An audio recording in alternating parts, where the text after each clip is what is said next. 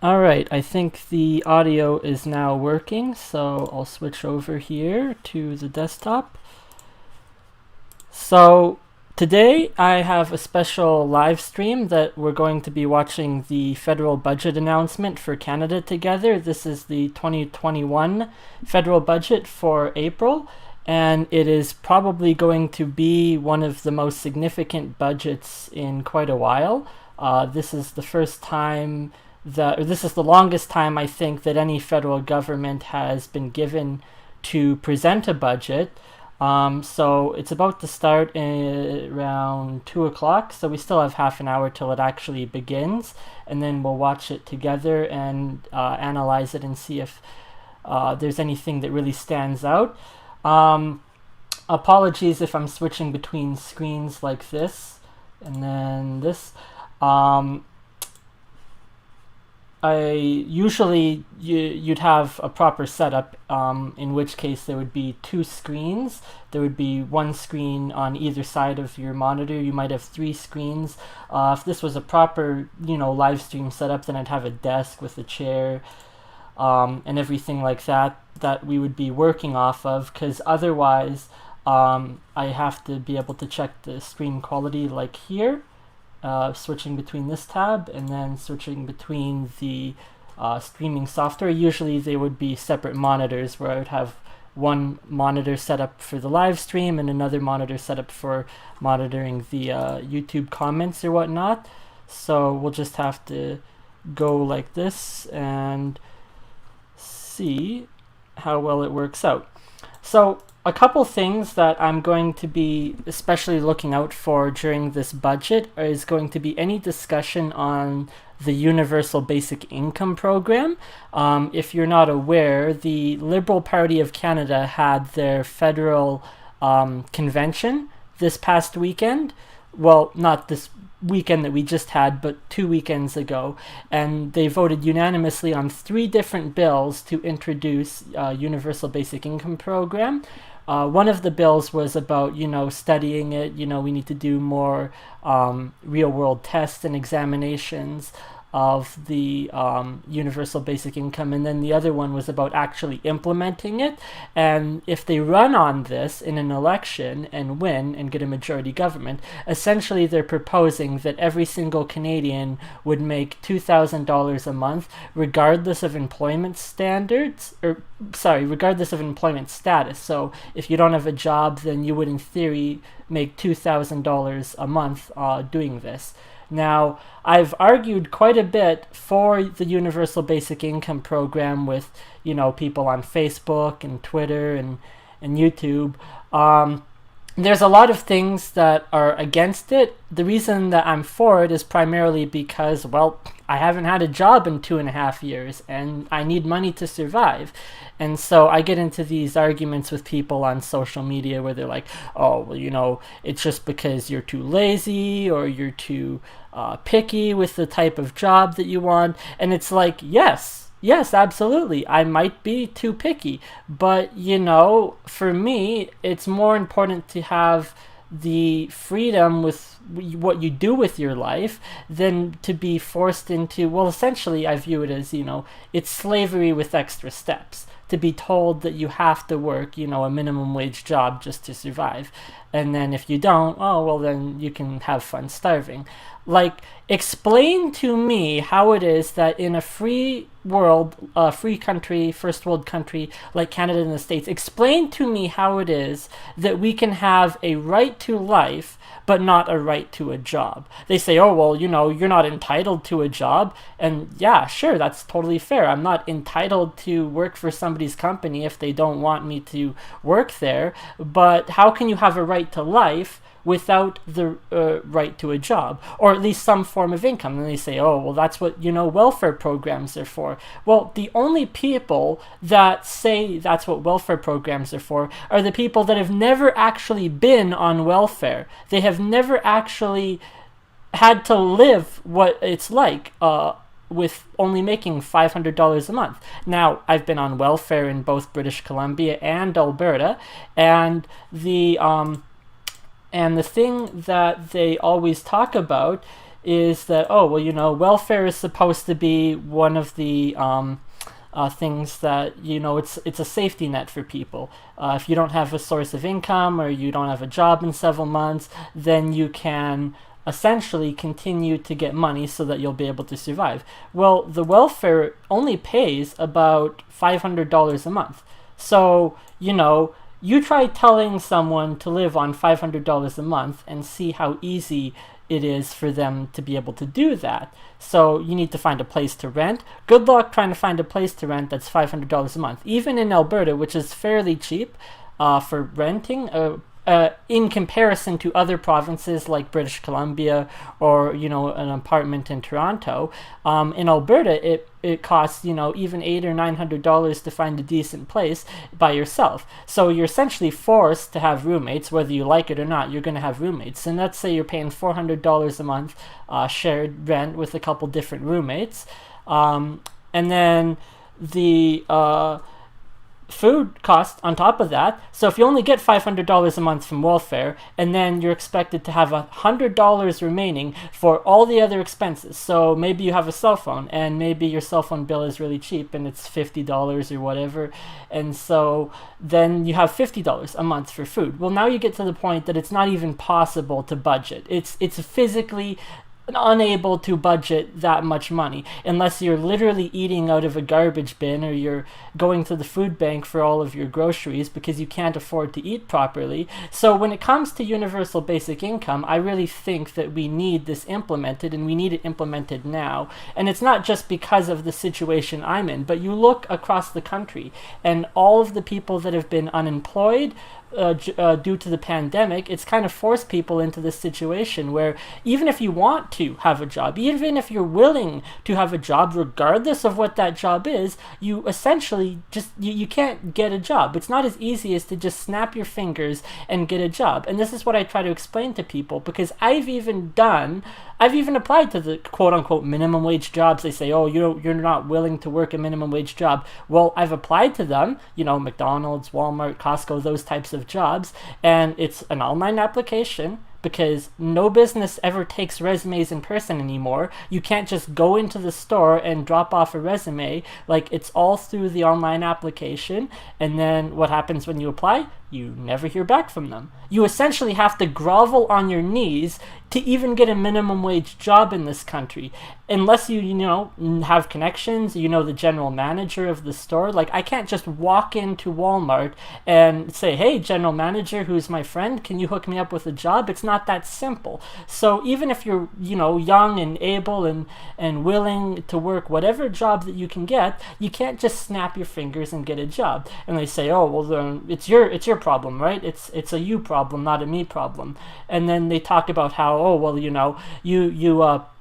don't have entitlement to a job. You don't have a right to have a job. But then it's funny, because whenever you talk about universal basic income, they completely flip and they say, oh, well, that's not fair. The taxpayers should have to be paying for the money so that people can sit on their ass all day and not make any or not contribute anything to society. And it's like, gee, that's funny, because when I talk about not having a job and how unfair that is, their response is usually, oh, well, life isn't fair, suck it up, welcome to the real world, life isn't fair. And then the moment that it becomes unfair for them, the fact that their taxpayers' dollars have to go towards something like a universal basic income, they cry to the wind, oh, it's unfair. Well, whatever happened to life being unfair? Either life is unfair, and it is, or it's not unfair. But you can't have it one way when it suits you and another way when it doesn't. You can't say, oh, well, you don't deserve a job because life isn't fair, or because your attitude, or because you don't have a degree, or whatever other reason, and then you turn around and you scream that life is unfair when people talk about implementing a universal basic income. All right, so we'll just see here what some of the chats are saying.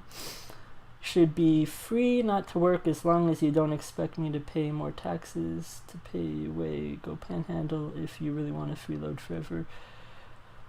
Well, I agree that our country can't afford it, and we'll all be starving. That's the problem with socialist programs, is that I understand the economic ramifications of what something like a universal basic income would entail, because it essentially makes the country a welfare state. It turns everybody, into slaves working for the machine.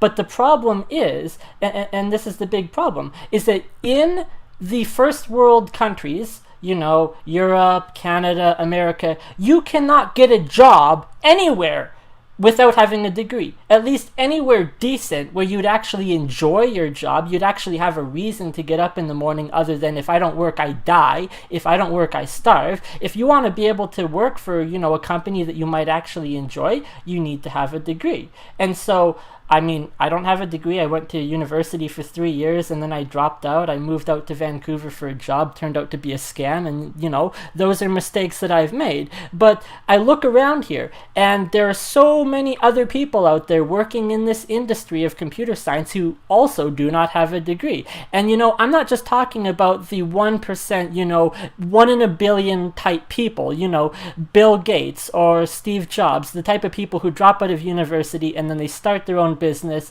and then in 20 years they're $1 million corporation because they've built a product that every single person uses all across the world. I'm talking about, if you look at the demographics of people in the computer science industry, it's probably millions and millions and millions of people working in this industry who do not have a degree. And so I argue with people and I say, well, what is it that they have that I don't have? Because it's not the degree. They say, oh, well, maybe they just got lucky, or maybe they just knew the right people. Maybe it's their portfolio. Okay, so you want to talk about having a portfolio of work? I have a portfolio of work. Let's look at some of the things that I've actually put together in a portfolio. In the past 6 years, I have made not 1, not 2, not 3, but I have developed and published 4 games to the mobile stores, that being iOS and Android stores. In addition to that, I went to university for 3 years, and there was a bunch of projects that I went and I did with university, and so there's that.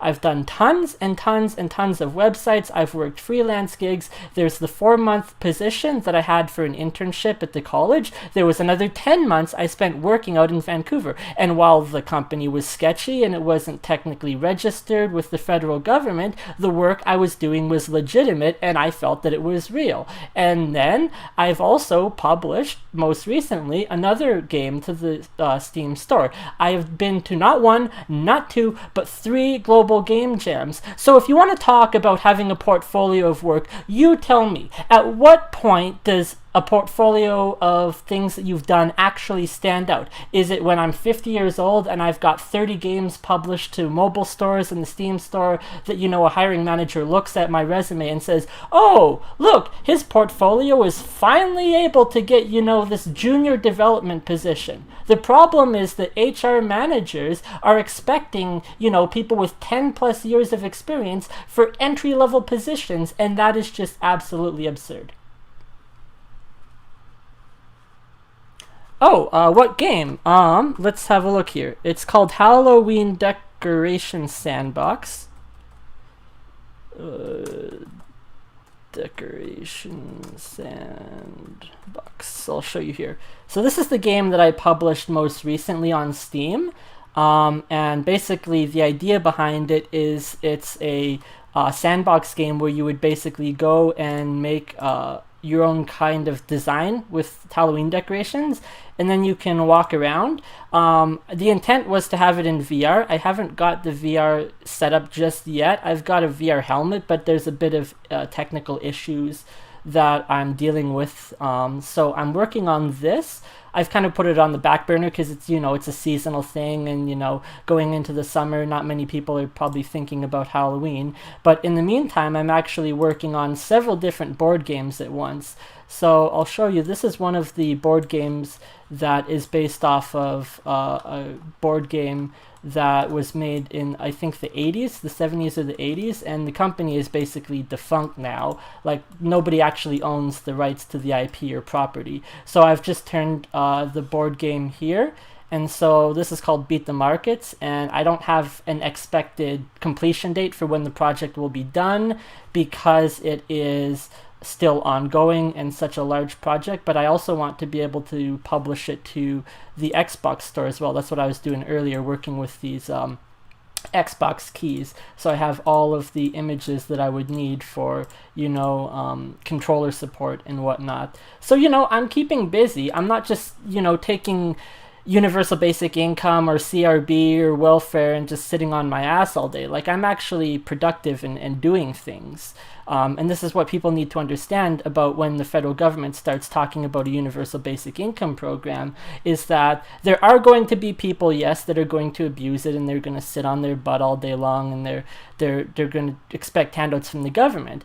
I'm not that type of person. I like to do stuff, and that's one of the reasons that I've been so busy over the last while here, hasn't been able to make any YouTube videos, because as I mentioned in some of my other videos, I don't really want to be a YouTuber. I was kind of, thrust into this position of doing so because there's nothing else that I can do, not having a job or steady, stable employment. So I wanted to be able to code, and if there's ever an opportunity to code, then I'll do that versus making a video, because it takes a lot of time to record a video. It might take an hour to get all my thoughts out, and then it'll be like 6 hours of editing and cutting to get a 1 hour long rant that I've gone on down to a half an hour video that I'll publish. And so it's not that I don't have a lack of ideas of videos. I know people talk about creative block. They're unable to think of something to do. I've got tons of things that I'd like to talk about, but it's a matter of having the time to be able to do that. So one of the things that I was thinking about doing is that either this Friday or next Friday I might be doing a 24-hour live stream coding event where I'll basically just be coding for 24 hours straight on some of the projects that I've got ongoing.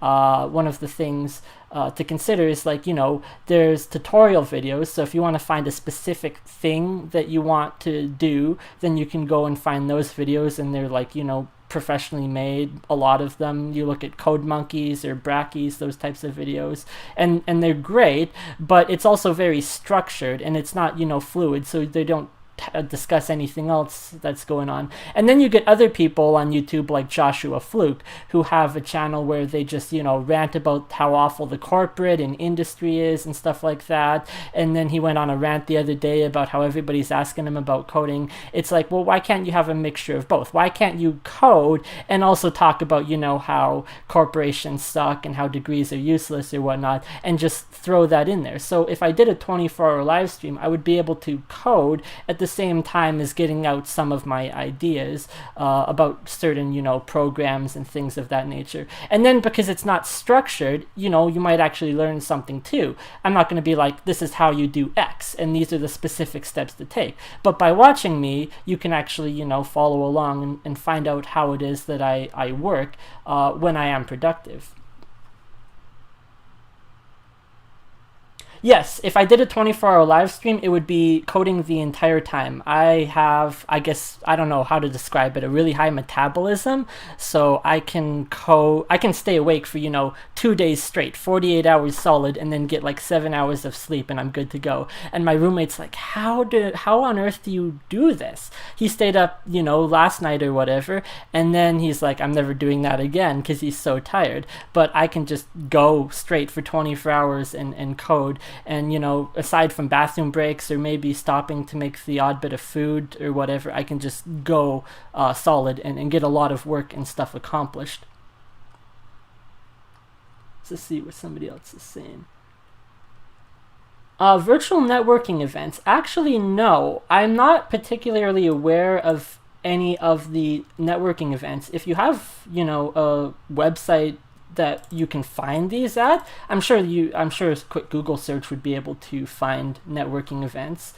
But one of the other things that I'm always facing is that because I have so many different projects ongoing, it's like I'm working a full-time job, and I keep a schedule as though I was working a full-time job, but none of the projects are actually paid. So in addition to the games and stuff I'm making, I'm actually building a website for somebody in Toronto right now. And somehow, I guess I have become the project manager, not the project manager, like he's the project manager in charge of the creative design and aspect of everything, but I'm the lead full stack developer on the team. So again, it's like, well, you tell me, how is it that somebody who doesn't have a degree, who doesn't have a job, who isn't making any money, becomes the lead full stack developer for a website project? And it's a furry website to compete with other websites like Fur Affinity that are, well more established. I don't know if any of the fans in my community here are furries, but it's basically just a social platform where you can share art and whatnot. And so I'm making this website, and the guy and his wife are doing the art and the creative design, and I'm doing a lot of the coding. There's another guy working on the back end. But one of the reasons that I've been made the full stack lead developer is not just because I have the time to do so, because everyone else who's on the project is either busy with school or they have other commitments to a full-time job that keeps them busy. And so for me, having that free time, I can actually partake more in the project. But you have to understand that leadership is not just about knowing how to do something, but it's about knowing how to run a team of people even when you may not know how to do something. So this website we're building with React, I never even used React until the beginning of February when I started this. Well, that's technically a lie. I had used React once before for like 5 minutes to just try it out, and it was like, oh, this is cool or whatever, and then move on from there. And so in the past 2 months, I've just been doing a lot of research on how to do things and learning up on it. Because if a company hires me to do something and I don't know how to do it, they're not going to have to pay me on company time to figure it out or to train me, because I'm the type of person that'll just go and research it on my own time and figure out how to do it. So isn't it weird, right, that I haven't ever used React for anything before? If you apply for a React job, they may want 1, 2, 3 years of experience or more. Maybe they want 5 or 10 years of experience in React, which is funny because I don't even think that React as a framework is 10 years old, but they'll still put that on a job application. But it's about also, like I said, leadership is about understanding how to manage a team even when you may not know how to do something. So I don't know how to do a lot of back-end stuff. There's some guy working on the back end. It's like, all right, he understands the security and whatnot of the website, how to make it secure and things of that nature. So delegate tasks to him that would be best suited for the knowledge and skills that he has. And then as for me, I'm working more on the front end and trying to tie and put everything together. So if I did this 24-hour live stream event on Friday, it'll probably be a mixture of working either on my games or on this website as well. I don't want to reveal too much of the website. I didn't sign an NDA or anything, so I'm not legally obligated to, protect the information or whatever, but it's always best not to share things with people until you've got it completed and finished, because when you do that, then they might see something that you never finish, or it doesn't look that way when it gets released. And so it's probably best to just keep, alpha and beta versions of software to yourself. But, there's no reason I can't do a 24-hour live stream and get a lot of work accomplished on this website or on the games and some of the other stuff that I make. Let's see. We'll try it when it's complete. Well, thank you. I will definitely be putting a video out for when that game is coming out, or when the website is coming out, or when anything else comes out that I am working on. 3,000 on Saturday. Okay, as for the freedom protest, I probably will be as, the summer gets more on. I didn't really want to go out in the winter, and it's cold and it's really windy, and now it's the spring, so it's raining. I think here in Alberta it was snowing the other day. It was like one day it was great weather, and then the other day it was snowing, and then later that evening it was back to great weather. So I do I do want to go back to the protest rallies. I'm starting to see that they're being overrun by the intersectionality of different things like Black Lives Matter or whatever. So here in Calgary, we had a protest recently and a bunch of people showed up with tiki torches, which apparently is now a symbol of white supremacy. So then a bunch of Antifa people showed up and they're like, oh, these white supremacists or whatever at this protest. It's like, what? Since when did tiki torches have anything? Why? Because, one thing happened in Charlottesville in 2017 or 2016, whenever it was, and somebody died. Okay, so that one thing taints the symbol for the rest of existence. Can't have tiki torches, camping or in your backyard. Just can't sell them anymore in the store because it's a white supremacist symbol. It doesn't make any sense to me.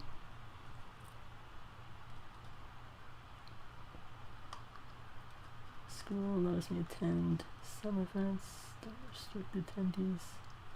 Okay. 22. Yes, I heard it was supposed to be 22 degrees. I wonder how many people showed up. One of the other things, too, I saw was that pastor, the Canadian pastor that went viral. Yep. I saw the Canadian pastor that went viral because he was yelling at the cops to get out, and a lot of people didn't understand the context of that, because if all you saw was the pastor yelling, it might make sense to think, oh, that's not really good for a man of God or whatever to yell at the cops like that, but they've been harassing him for months. He got arrested previously for feeding the homeless, so at some point you say, you have a short fuse with the cops when things like that happen, and I think his reaction was pretty justified. So let's just tune in here and see what they're saying. In just a few minutes, we will find out what is in it. We are expecting an accounting, of course, of the unprecedented spending that has happened during the course of this pandemic, and also a plan for how the country will recover from it economically. So lots on the table today. This is Finance Minister Chrystia Freeland's first federal budget. The first in the country, in fact, for more than 2 years. And there's a whole lot riding on this. We're just waiting for, there is the Prime Minister now, along with the Finance Minister, Chrystia Freeland. They're holding the budget documents, which are, David Aiken tells us, are about 700 pages. So a lot of fine print in there. Jesus. There they are. I can't quite make out what it says on the cover. Eye's not quite that good, but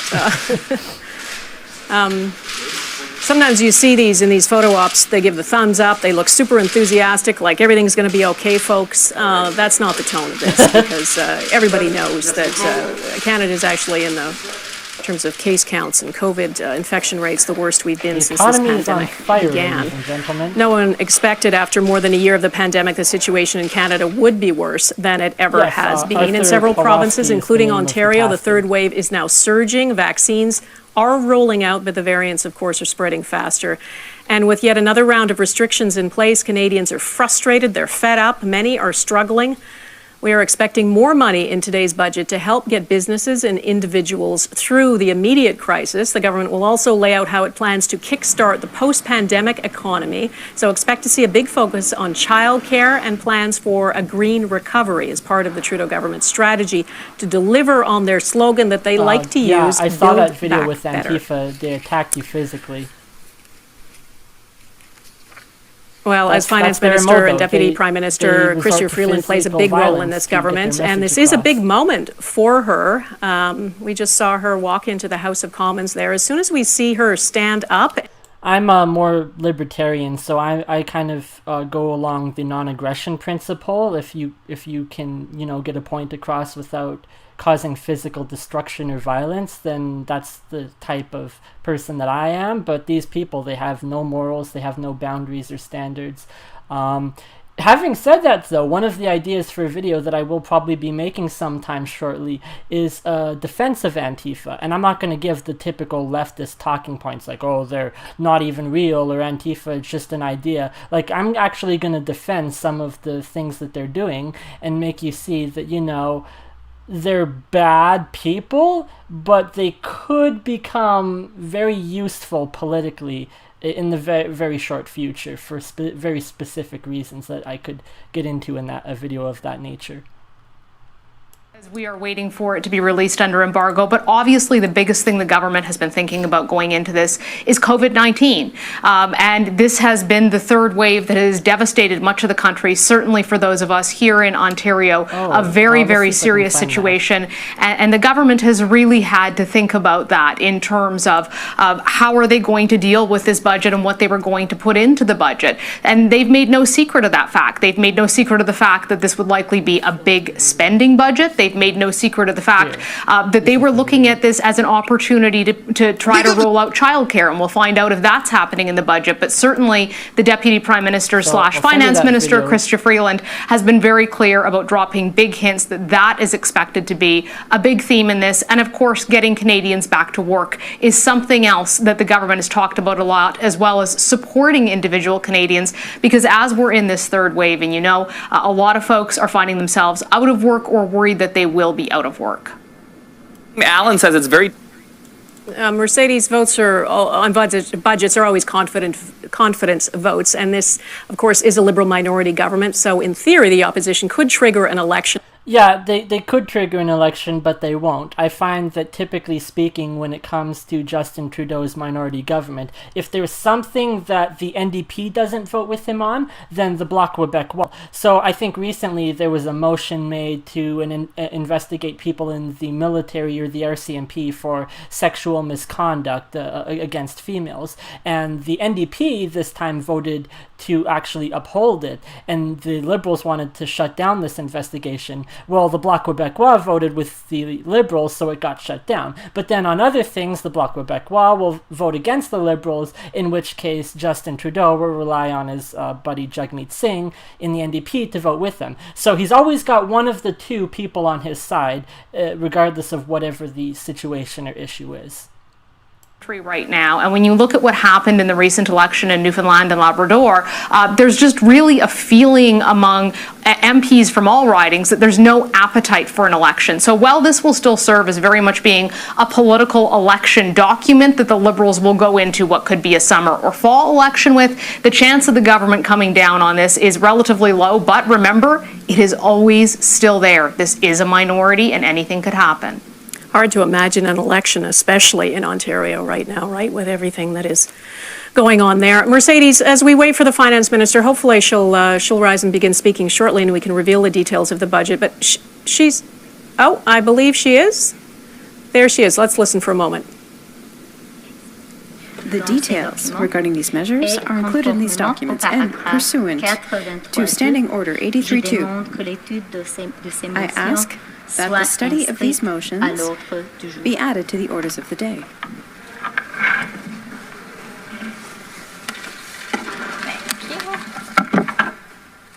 You freaking kill someone with that.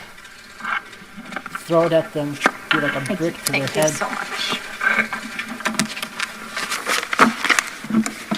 Okay, there are the budget documents handed over. 700 pages in French and English, of course.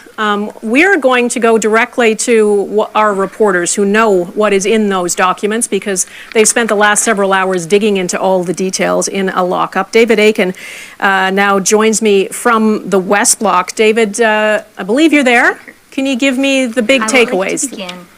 What are the headlines in this budget? Here on Parliament Hill, the big headline is this, spending. So Chrystia Freeland is proposing to spend $50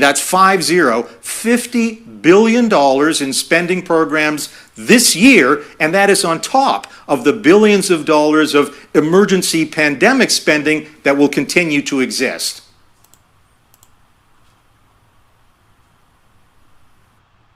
That means significant deficits for the next several years with no target date for a balanced budget. The federal deficit for the fiscal year that just ended on March 31st is expected to be about $354 billion, and that will, as expected, push the national debt past the $1 trillion mark for the first time.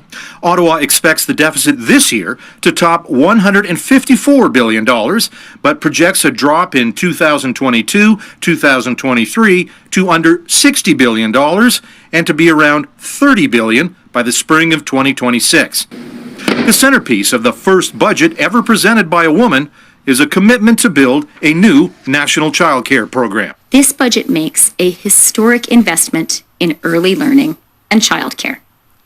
After 50 years of talking about it and fighting for it, we're finally going to get it done. But it will not be cheap or quick. It will cost $30 billion over the next 5 years and will require significant negotiations with the provinces.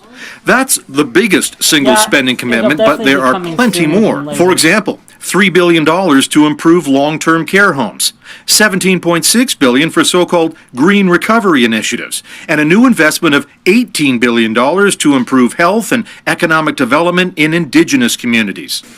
On top of that, the Canada Emergency Wage Subsidy and the Canada Emergency Rent Subsidy will be extended until the end of September. Something new for business, a Canada Recovery Hiring Program that will start in June. This will be a subsidy paid to employers who add people to their payroll. The budget also establishes a minimum wage for federally regulated companies of $15 an hour. All of this will push the debt-to-GDP ratio. No, the key right there is federally regulated. It doesn't address anything of the gig economy. I don't know what the statistics or percentage are of people in Canada that are underemployed or working in the gig economy, but people seem to think that, it's this some magical dream, like, oh, you don't have to worry about this or that or the other thing. You can work on your own schedule. You can do remote working if you want. Before the pandemic even, you could have done that. But then they talk about, you want to know how bad it is to work in the gig economy. Think about not having vacation time. You don't have any medical or dental insurance. You don't have any benefits or programs. You don't get, a monthly pass to the gym that some places might give you. So there's a lot of downsides to working in the gig economy. And I wonder if what they just mentioned there would actually be addressed with that. The minimum wage is $15. Sure, if it's a federally regulated company. But if you're just mowing the lawn for your neighbor or whatever, can they pay you $5? Can they pay you $2? Like, is there any standard to that? And how they will try to implement their long promised, talked about plan for some kind of universal childcare? Well, the first thing to know is next month, there's not going to be a new childcare space in your neighborhood. I think that's clear. It is a national program, a national sustainable system. That means finding and building more childcare spaces, training more childcare personnel, and here's the big thing that's going to take time, is talking to the provinces about how to do this. Chrystia Freeland, the finance minister, wants to model this on what they're doing in Quebec, where they have $10 a day childcare, and she is vowing in this budget that somewhere over the next 5 years, maybe 3 years, there will be $10 a day childcare for everyone right across the country. That is her goal as she starts in on this with this big bucket of cash, $30 billion. But that cash is going to have to go to provinces who will administer these programs. And Donna, you've seen this movie a million times. Oh my goodness, when I was, federal yes. says to the provinces, you want to do this? They'll say, well, just give us the cash and we'll figure it out. Now, I've noticed there's a lot of talk regarding this budget in regards to childcare. They talk a lot about childcare and some of the benefits and things of that. I can't speak personally to what the childcare is like currently in the country because I'm not married, I don't have children or anything. But what I can speak to is what I know from my experience of my parents having raised 3 children. They were getting money every single month from the government. I don't know how much it was, but usually people would spend it on, extra groceries or diapers or things of that nature because it's very expensive to have children and pay for these things. That's what most people would spend it on. But my parents are very fiscally conservative. They're very smart intellectually when it comes to money and managing finances, which is ironic, right? Given that I'm here, supporting universal basic income and basically a complete socialist and communist. But they saved those checks they got every month from the government instead of spending it on diapers and food and things of that nature, so that when I graduated and that when my brother graduated, we each had, in respect, $20,000 each towards a university education. That was in addition to the other $18,000 that I had in the RSPs, the registered or the RESPs, the Registered Education Savings Plan. So there was $38,000 total to go towards an education. And that's what I put towards, the 3 years I did in school, in addition to taking on $20,000 of student loans as well. So in total, it was about $60,000 for the 3 years of education, if you can call it that I got. Millionaires in 2020 than ever in history. So, there are two pandemics going on here, and there are plenty of people who have gotten very rich and done very well through the course of this pandemic, and then a whole bunch of hundreds of thousands of people who are not in that position and who desperately need government help and better programs. In particular, getting back to the childcare thing, this is so kind of central to not only to this government, but to Chrystia Freeland as a person. Right? She has said that as a woman and a mother, her experience will inform the kind of finance minister that she is. Did you see her sort of fingerprints on this document? Yes, very much. And she of course, she broadcast this in the fall economic statement, saying almost what you just did, Donna, in the House of Commons, saying, as a mother, as a woman who is the first female finance minister in our history, this is important to her. She talked about it as well with Ken Dryden, the last architect of a child care program nationally that went nowhere. She talked with Dryden at the Liberal convention. So she is very much invested in this. And by the way, she pointed out, certainly, yes, she's a mom and all that. But one of the important things here is, childcare is no longer, it hasn't been probably for 10 or 20 years, a, quote, woman's issue. It is a core economic issue, and that is how the finance minister is portraying this, to saying, listen, we're in a time when we have two-parent families, and childcare is crucial if we're going to... It's not just the mothers that are raising children. Ideally, you'd have both a mother and a father that are both equally sharing the responsibility. So when you talk about childcare, it's not just about the mother, it's about the family unit and the father as well. Now, I don't have a particular issue with, women being able to get jobs or things like that. Like, Chrystia Freeland, she's the finance minister. Okay, fine, I don't have a problem with that. But when you keep beating it in over and over and over and over again, that she's, the first woman this or whatever, and, the same with Biden's press secretary would say, oh, she's the first female. No, she isn't. No, she isn't. Sarah Huckabee Sanders, the former press secretary for Trump, she was probably one of the first, if not the first. And they say, oh, this is so important because it's the first. It's like, okay, and then, you get stupidity. Like, I think it's United Airlines saying that they're going to hire 50% of their workforce is going to be female. And, that is not very reassuring as somebody who might want to travel on a plane or whatever in the future, or for people that regularly do. And it's not because, oh, you're misogynistic or you hate women or whatever. No, it's because when you hire people based exclusively on these traits that nobody has, any say over, nobody can choose the color of their skin when they're born, their gender, things of that nature. Now, science is allowing people to change their gender now, with, transition surgery. But when you hire people based not on skill but on that, you get issues. And that's when, planes crash and people die. Kinds of farming. So that's just one particular sector. There's a lot of money when we talk about green recovery to what they call the blue ocean strategy, taking a look at, we're surrounded by these oceans. How do we harness the resources of the ocean, energy resources, food resources, you name it. There's programs for that. Programs to get Canadians to drive electric vehicles.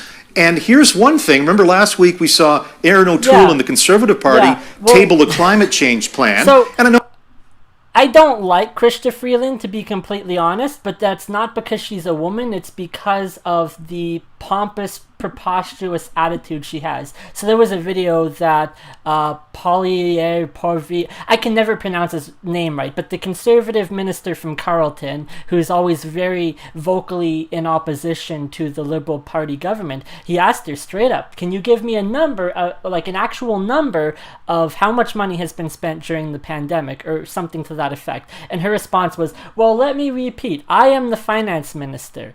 And then she just stood there with like the longest pause ever. And it's like, yes, we know. We know that you're the finance minister. Does that have anything to do with the question that was asked? No, it does not. We'll change the windows in your home. We'll get you in an electric car. Farmers, we're going to change the way and give you some money for to improve the way you fertilize your fields. The budget's laced with that sort of stuff. Okay, David Aiken, thank you so much for your... Well, we've talked a lot about childcare. As we said, the finance minister signaled it would be a key element of this budget. Access to quality care, of course, is key to getting the post-pandemic economy back on track and getting women back into the workforce. Abigail Beeman is in Ottawa with more of the details on what the government is planning on childcare. Or daycare during the day. She's 8 months old, and Amaya's parents have been searching for childcare her whole life. Her mom starts a new job next month. Seems like the daycares are open and shut thanks to the pandemic. We don't have any clarity on who's accepting children, and she's on multiple wait lists right now, and nothing has really come through. Tough to find and to pay for. Definitely we'll have to compromise on many more things if we want the best care. Toronto has the highest childcare fees in the country, more than $70 a day for a toddler. Wow. Edmonton is around the middle, around $44 a day. Quebec offers the cheapest, less than $10. Sometimes it even makes me want to think about not going back to work and just staying back and caring for her. But I think about the impact it has on what she'd think about me if her mother, being such a qualified person, just gave up and sat back at home. That's more expensive than most did not people's rent. If you're renting a place for $1,000 a day, that works, or $1,000 a month, sorry, that works out to about $33 per day. That's twice as expensive as some people's mortgages. That's ridiculous. But no federal government could in half a century. Our goal is that within 5 years, families everywhere in Canada should have access to high-quality daycare for an average of $10 a day. A 50% cut in fees by next year, and childcare for $10 a day by 2026. To make it happen, the Liberals plan to spend $30 billion over the next 5 years, eventually a permanent annual commitment of $8.3 billion, $9.2 if you count previous promises. If this is something that survives the next election, it could be truly transformative for the sector. Unfortunately for advocates, essentially all of the previous childcare plans have been dashed on the rocks of an election. Childcare is critical social infrastructure, and if we let it decline, women can't get back into the workforce. The Liberals are proposing to split childcare fees with the provinces 50-50 in order to make this happen. But that will involve more negotiations, and for cash-strapped provinces which don't already heavily invest in childcare, there's no guarantee they'll sign on. Abigail Beeman, Global News, Ottawa. Well, to take a deeper look at what else is in the budget and what it means for the average Canadian, I want to go to Sahir Khan. He is the Executive Vice President at the University of Ottawa's Institute for Fiscal Studies and Democracy. Sahir, this is a big budget, a lot of spending. What strikes you about it? What's the biggest takeaway from an economic perspective? Well, I think that there's a kind of a combined effect here. So there's part of this budget's really about the recovery and the response, and there's a great deal of funds kind of just applied to that. That kind of transformative element of that pivot to the new economy is kind of, it's very clear, and it's on a couple of dimensions. One is the labor force itself. There's a big allocation towards the labor force, and I would throw childcare into that. That's labor force participation. The other aspect is the innovative economy. It's a very significant push into investing in early stage, whether it's biotech, high tech, genomics. These are all aspects of this budget that are really trying to orient towards a future economy. And then infrastructure. I think both in a First Nations context and a national context, there's a doubling down. Make the public transit has now been kind of enshrined as a major initiative going forward. So all of that kind of aspects of this budget targeting a bigger economy, more productive economy are absolutely clear, but they are kind of tempered by the fact that we're not over this pandemic. And there really isn't going to be an economic recovery without a public health recovery.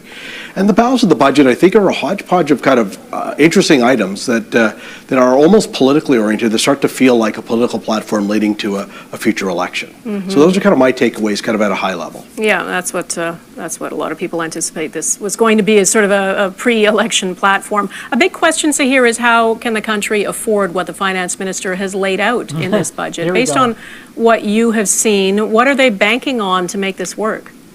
Well, I think they're banking on interest rates staying relatively low. I think that's the first assumption. We didn't see any scenarios of what things might look like if rates would change.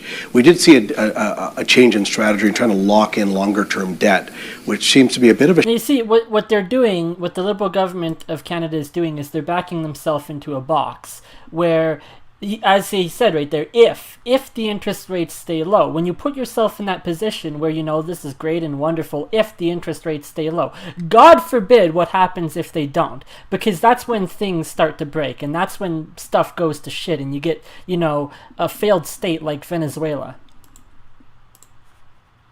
Measures that should start to disappear as we kind of get over the pandemic and get over this recovery phase. So on the whole, it's sustainable.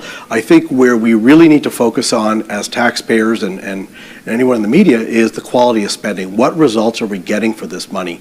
Because if we don't get outcomes out of this, the result for the next generation is a lot of debt without a more productive economy, without a better labor force, with poorer infrastructure.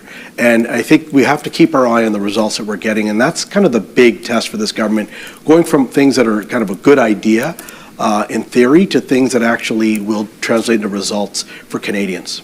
Yeah, and so much has been, in the past year, things that none of us have been able to anticipate, right? I mean, the pandemic and the way it's played out has just been so devastating. Honestly, I don't envy anyone who is in a position of having to run the finances of a government right now. The government is looking, I understand, at employment rate, total hours worked, and unemployment rate across the country to set some fiscal guardrails. We know from the first and second wave, those numbers appeared to bounce back a little bit. But now that we're in the middle of this very bad third wave, how do you see this playing out? Well, I almost think that this third wave caught the government a little bit off guard. If there was a strategy coming out of the fiscal update, it was kind of banking on a bit of a recovery at this rate. And keep in mind that the income supports, the supports to individuals and businesses largely been coming from the federal government, some 80%. So there's a dependency on the federal government to kind of insulate this economy from an even worse shock.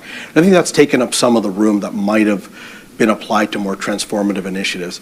But I think it's important to keep an eye on that, because if we don't deal with this pandemic effectively and get out of it with some momentum, we're really not going to get to a more resilient, more productive economy going forward. I'm actually genuinely very curious to see what would happen in the situation that all first world countries and their economies collapse at once. That would be a very interesting thing, because normally when you get, a failed state like Venezuela or whatever happened to Greece and their economy, people flee to other places. They flee to, places that aren't being overrun by socialism. But if there's no place left to flee, if everywhere has converted to this socialist kind of dystopian state, where do people go? Or do they fight, or do they just suck it up and say, oh, I guess this is just, the way things are right now? And this is some of the things that you do have to consider when discussing socialist type programs, with more funding and more money for this, and raising the minimum wage. And it's really hard to do it from a top-down level at the state or at the government level. It's really hard to do it top-down, because you say, oh, Jagmeet Singh wants to have $20 minimum wage, but you don't understand. If you implement a $20 minimum wage, that means that, if there's X amount of jobs that are available right now in the minimum wage sector, working at grocery stores and working, I wanted to say movie theaters, but they're not even open, but those types of jobs that pay minimum wage. If you raise the minimum wage to $20, then if you have X amount of jobs that are available now, you're going to get 70% or 60% of X jobs in a year or two from now. So it's not going to lead to, a better off economy. Yeah, if you still have your job, you're going to be making more money, but 10 times more people are going to lose their job than not. And so instead of, having some income, now you'll have no income at all. In which case, what else is there but universal basic income to come in and give you that footing, that foothold where you don't fall through the cracks? place. But the tricky part is going to be actually getting this accepted by the provinces, because as you were talking about earlier, it's not just a federal program, it's a provincial program. This is still probably several years away, a lot of political negotiations, and there's not a lot of love lost between some provinces and the federal government right now. But $30 billion is a very substantial investment in terms of the ability to stand up a serious program that's not piecemeal. Mercedes, what else are you seeing in this? Where are the fragile points for the government in this budget? I think the fragile points are a lot of the things that aren't in there the NDP wanted. You might see some horse trading on that now, Donna, as the NDP looks for that. I suspect the Liberals will be prepared and have a little bit of breathing room there. But things like Pharmacare not in there, universal basic income, a wealth tax, none of those things were in there. That's the big vulnerabilities. Okay. But their biggest padding on this is the pandemic, which was also the biggest turnkey for them on this budget, because it really had to become about now and COVID-19, not so much the transformative budget they might have wanted to present. So you heard it right there. So from what the expert analysts have been able to determine, given the time that they've been able to go through it, things like universal basic income are not specifically addressed in the book. Now, having said that, the Liberal Party of Canada did vote 2 weekends ago to on 3 bills to instate universal basic income. I think what's most likely is it won't become the universal basic income that people think of and that everybody's so afraid of, but it'll probably just be, continuing to extend the CRB. And then they said that they were going to extend it to September. Well, they've already extended it once before from September to September, and then another time when it was the deadline in March that you would run out if you were applying for every single one instead of spacing them out. They said, all right, we'll extend it again. And then it'll be like, all right, to the end of September. What happens when September hits and this pandemic's still ongoing? Because I can tell you right now, the pandemic will be ongoing in September. It might be ongoing by Christmas, because the governments of the world are not going to let up on this. They're just going to, continue to push this fear porn. Essentially is what it is. It's fear porn. They say, oh my God, the cases and everything. And it's like, what about anything else? They say, okay, well, how much is your life worth? All right, how much is your livelihood worth?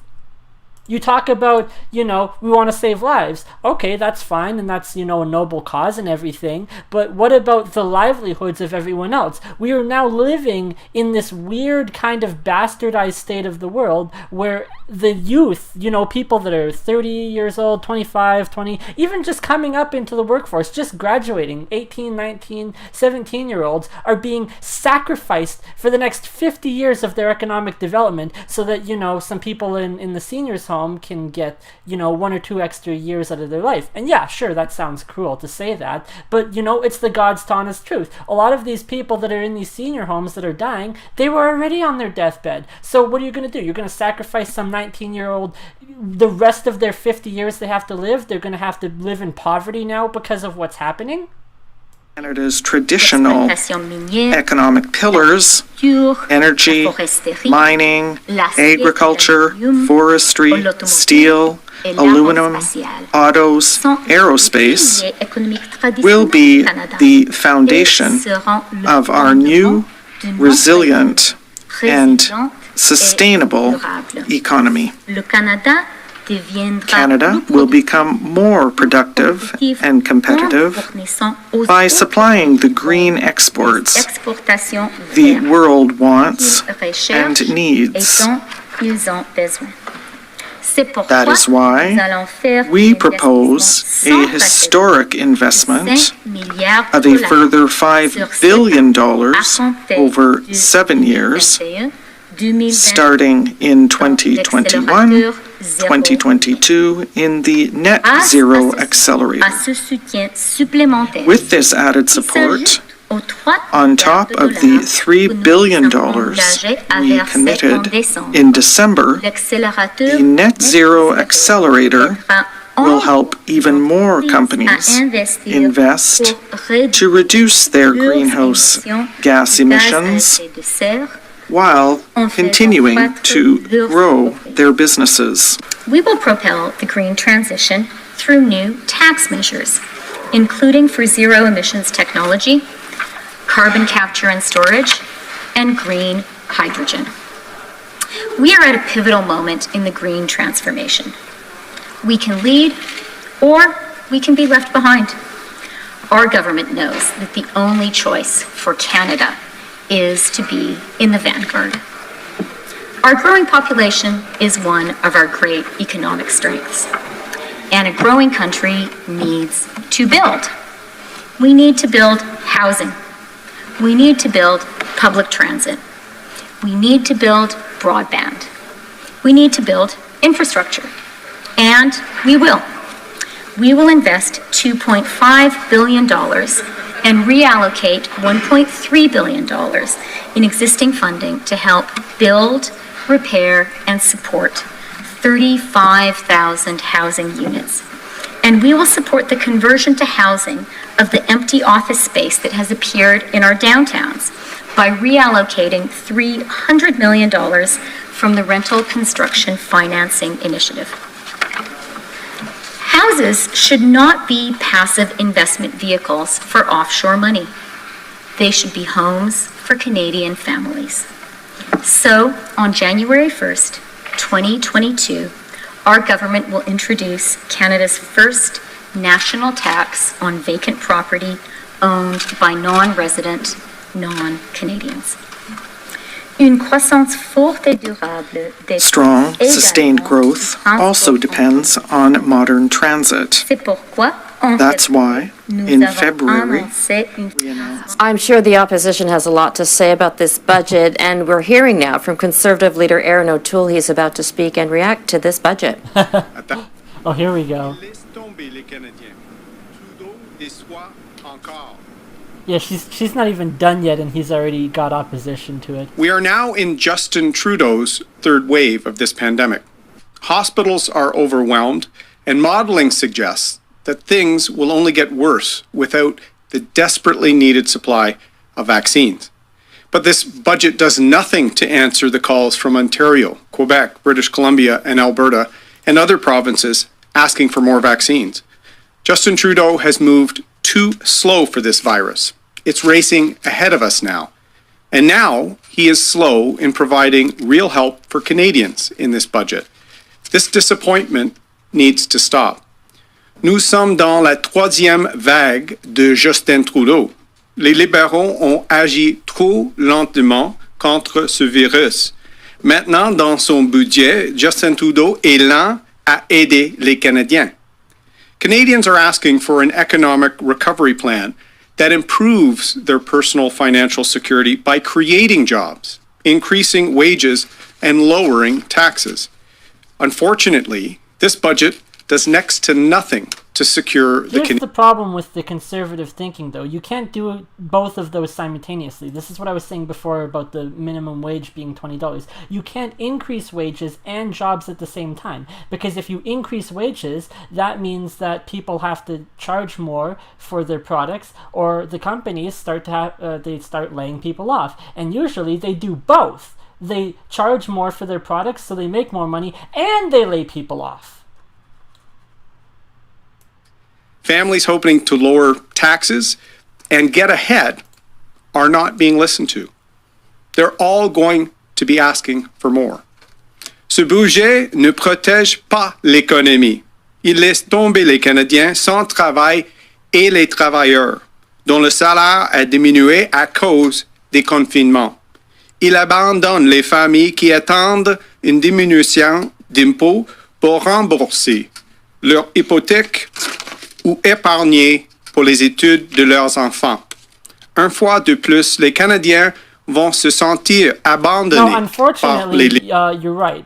Toole is not a very good conservative leader. In fact, none of the conservatives in government. So we don't have a real conservative government here in Canada, because the conservative government that we have is just, another slightly more to the right wing a branch of the federal government that is already liberal. So if you look at what's happening in Alberta now, Kenny, who often gets chalked up to being always like the, Canadian version of Trump, Kenny's nothing like Donald Trump at all. Donald Trump is brash and bold, and he, yells at people, and he stands up for himself, and he doesn't take shit from nobody. But you look at Kenny, and Justin Trudeau's like, oh, you need to lock down Alberta again. He's like, yes, master, I'm going to lock down Alberta. It's like, no, why can't you be more like, Ron DeSantis, the governor of California, or whoever the, Ted Cruz, the governor of Texas, where they're like, oh, what's that? You want to implement a federal-wide lockdown? We're going to open up anyways, and the states are open. Kenny could do the same thing with Alberta if he just had a backbone to stand upon and say, oh, you know what? I understand that Trudeau wants to lock down the rest of the country, but here in Alberta, we're open for business. But no, he just bends to the wind this way, and he bends to the wind that way,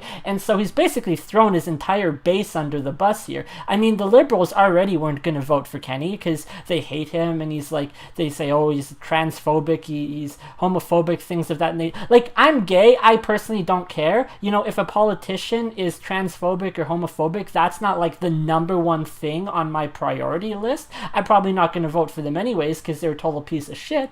But now he's taken all the people that did support him, the types of people that actually would be homophobic or transphobic or racist or whatever, and he's thrown them under the bus too, because they're the ones that are saying we need to end the lockdown. He says we're going to go into another wave of the lockdown, and they're like, well, how long? 2 weeks to slow the spread. Oh wait, we already tried that once and it didn't work. However long I say is however long we're going to be in lockdown. Canadian is left behind, and that we lead the world in an economic recovery post-COVID. Conservatives got us out of the last global recession. Canadians are worried. Did you though? And they need to know that we will get them out of this one too. Thank you very much. Merci beaucoup. And we'll now take questions, starting with questions on the phone. A quick reminder to reporters, one question, one follow-up. Nous allons maintenant passer aux questions, commençant par les questions au téléphone. Un petit rappel, une question suivie par journaliste. Today, Mr. O'Toole will take 6 questions, 3 on the phone, 3 in the room. Aujourd'hui, Monsieur O'Toole prendra 6 questions, 3 dans la salle, 3 au téléphone. Nous allons commencer par le téléphone. We'll now start by the phone. Operator, do we have a first question? Thank you. Merci. As a reminder, please press star 1 for any question. N'hésitez pas à appuyer sur étoile 1 pour toute question. And our first question, la prochaine question est de Geneviève Normand de Radio-Canada. Please go ahead. La parole est à vous. Oui, bonjour. Merci de prendre ma question. Première des choses, Monsieur O'Toole, si vous êtes élu, est-ce que vous allez conserver le programme de garderie mis en place par Ottawa aujourd'hui? Concerne le programme, est-ce qu'il y a des conditions pour le Québec ou les autres provinces? Combien de places pour les familles canadiennes? Les libéraux ont déjà promis un programme comme ça 3 fois. Selon moi, c'est important d'appuyer les parents. We will continue to get reaction from the opposition, but let's go to our chief political correspondent, David Aiken, to guide us through the key highlights of this budget. David, let's talk about the numbers first. A deficit of $354 billion this year, $1 trillion in debt, no target date for a balanced budget. How are Canadians going to swallow this? Probably they won't mind. I mean, this is all the polling we've done is deficits just by themselves are not necessarily something that Canadians are getting upset about right now. It's, this is something I actually agree with wholeheartedly. When he says that Canadians won't mind, he's absolutely right. Because, for a lot of people, they don't care about the national debt because it's not a priority. If you're starving or you don't have a job or you don't have a source of income or you're facing eviction or you're fighting with your ex-girlfriend or you're being beaten by an abuser or all these things, and then they say, oh, what's the deficit? I don't give a shit. People don't care if they've got other things going on in their life. They don't care if we're $1 trillion or $2 trillion or $10 trillion in debt when they've got other priorities that they're dealing with. And I think a big priority right now for a lot of people is the mental health aspect of the lockdowns and the pandemic and the fact that you can't see your friends and you can't travel and you can't do anything and they say, oh yeah, well this is for your safety and your protection. Well, what's the point of even living life anymore if you can't enjoy any of the things that we used to enjoy in life? So when you talk about the federal deficit and the spending or whatever, it's not just that a lot of people don't know about finances or they don't understand the intricate complexities of the market, so they just don't give a shit. Economy equaled about 30% of our debt, all of our debt. Now, this year it's going to spike up to 50%, and it's going to stay at 50% even though the deficits start to get smaller because we've got this now trillion-dollar debt. But still we're spending not so much on servicing that debt. All that spending, what's it good for? Robin, here's the budget, okay? 724 pages. I've been doing this for covering federal budgets for more than 20 years now. I can't remember one this thick, and this is chock full of spending programs. $50 billion, 50 spending, $50 billion in spending programs in this fiscal year on top of all that emergency spending that is sticking around. The Canada Emergency Wage Subsidy, the Canada Emergency Rent Subsidy, they'll still be here. They're going to extend them till September, and they cost billions of dollars. But now what's in here, this $50 billion worth of spending, it's on pandemic and beyond, on the recovery, and of course the big highlight for Chrystia Freeland, the first female ever to present a budget in our history, is a national child care program. She's going to put down $30 billion over the next 5 years, but she needs the provinces to help her out with this. It's going to take a little while to get this thing, but before she leaves, she wants $10 a day child care for everyone in the country, just like they have in Quebec. But it's not happening right away, though, is it? And by the way, I'm sure you read every single one of those 700 pages in the budget. Absolutely, Robin, yes. Absolutely. Yeah, it's a matter of negotiating, though, with the provinces. It's not like it's going to be, it's so easy to set up. For a week. It is, and I told you, 720 pages, all these spending programs. Let me tell you what's not in the budget. There is no commitment by the Trudeau Liberals to increase the annual health care transfer to the provinces. It's called the Canada Health Transfer. And the premiers have been crying for an increase for the last year. They've met with Trudeau, they've had special meetings. Every time the premiers talk to Trudeau, they say, you got to give us more money for healthcare. This is not pandemic-related healthcare spending. This is ongoing healthcare, the cost of healthcare.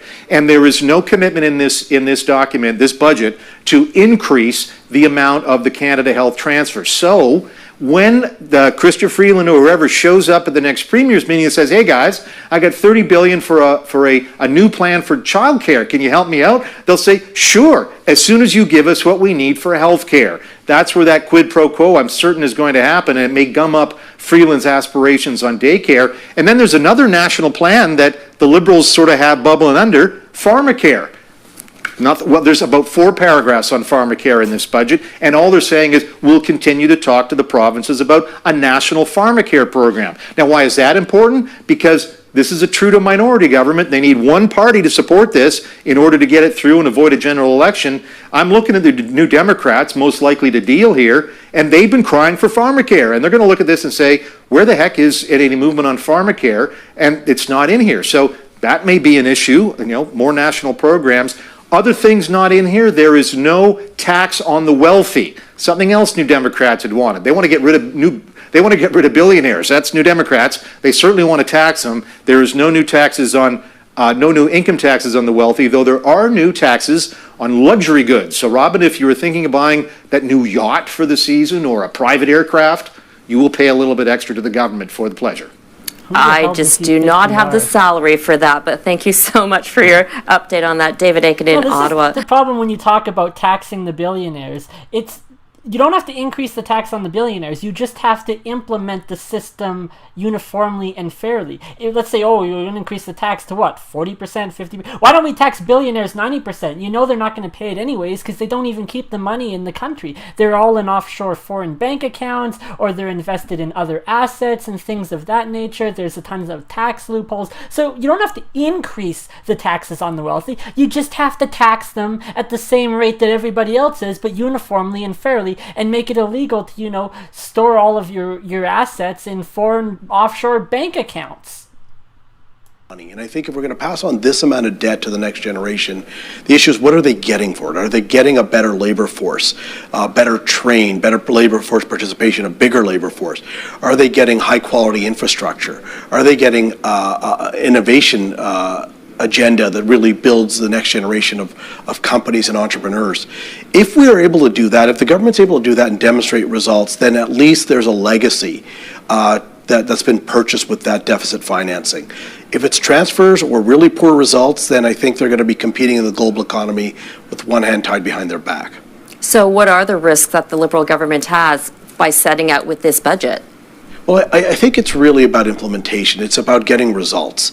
Every time you make a pivot, and some have said this is transformational, it is at least on the childcare side. I think you've already highlighted the difficulties of FedProv negotiations and trying to get agreements in place that allow this to actually achieve a result for average Canadians. On the other hand, you've also got all these innovation programs, you've got infrastructure, you have a big commitment on the Indigenous infrastructure side as well and well-being. Those have to be successful. We have to get a result for those, and I have not yet seen kind of the transmission mechanism between the big statements in this budget and the very real fiscal allocations and the performance frameworks that will help Canadians understand whether these are achieving results. We still don't know if the first investment in superclusters has been successful, and we're kind of doubling down on them.